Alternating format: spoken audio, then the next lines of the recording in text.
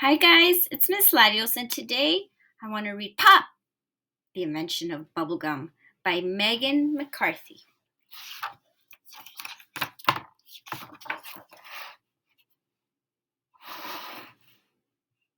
On a small street in Philadelphia in the 1920s, there was a factory owned by the Fleer family.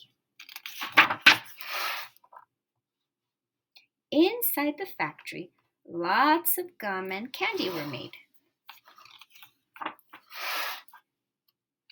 Working upstairs was a young accountant named Walter Deemer. His job was to add numbers and balance budgets. He knew lots about math, but not much about gum.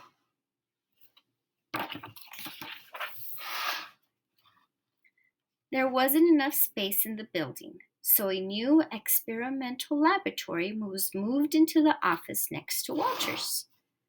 In came lots of beakers and pots and tubes. What could be going on? The big secret was that the company was trying to make a new kind of gum. Chewing gum had already been around for centuries. Men in top hats and women in puffy dresses chewed gum for fun and to cure things like stomach aches. The ancient Greeks chewed the sap of the mastic tree. And American Indians introduced early settlers to spruce tree resin, a sticky substance that could be chewed. Ho hum! Gum wasn't that exciting, but what if gum chewers could blow bubbles? Now that could be something, a world full of bubblegum blowers.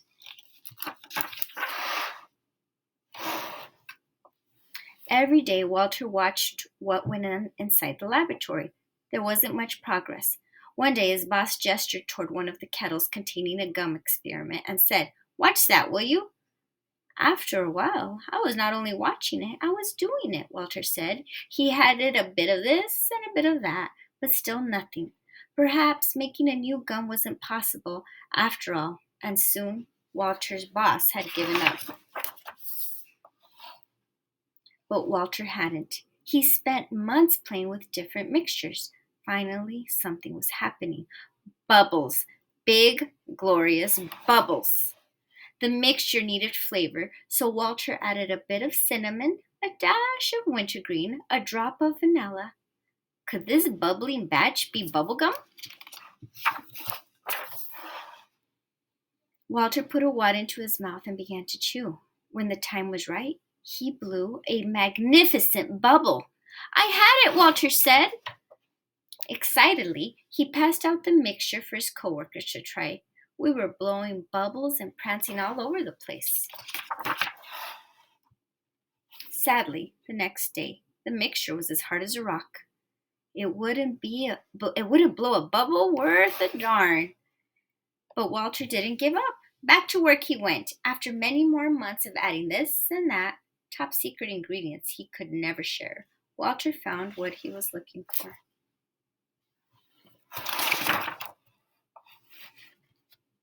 It bubbled and popped. Could this batch finally be bubblegum? To finish off his grand creation, he needed some color. Pink coloring was the only one I had at hand, said the inventor. So in it went.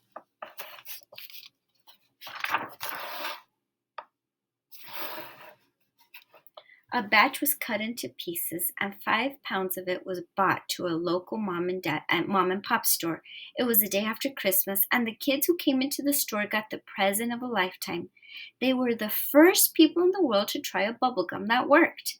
That day, Walter gave lessons on how to blow bubbles. Everyone loved bubblegum. When the kids discovered what it could do, it sold out that afternoon, Walter said. Walter's double bubble was such a success that the Fleer Corporation made truckloads of delicious bubblegum. It was delivered to small stores and big stores alike. After being promoted to vice president and then later retiring from Fleet, Walter enjoyed the rest of his life in a relaxed manner. He was known to ride around on a giant tricycle and liked to invite the neighbor kids over for what else? Gum blowing contests. And Walter Deemer never got rich from his invention, but he didn't seem to mind. I've done something with my life, he said. I've made kids happy around the world. Now, I hope you like this book. It's a true story, and hopefully you could come to the library and check it out.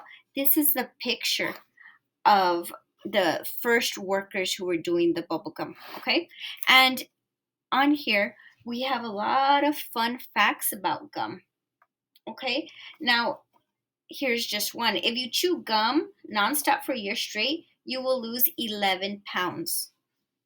Wow, good luck with that, though. So, if you want to read this book and find out more facts about gum, come to the library and check out POP, the invention of bubblegum. Thank you.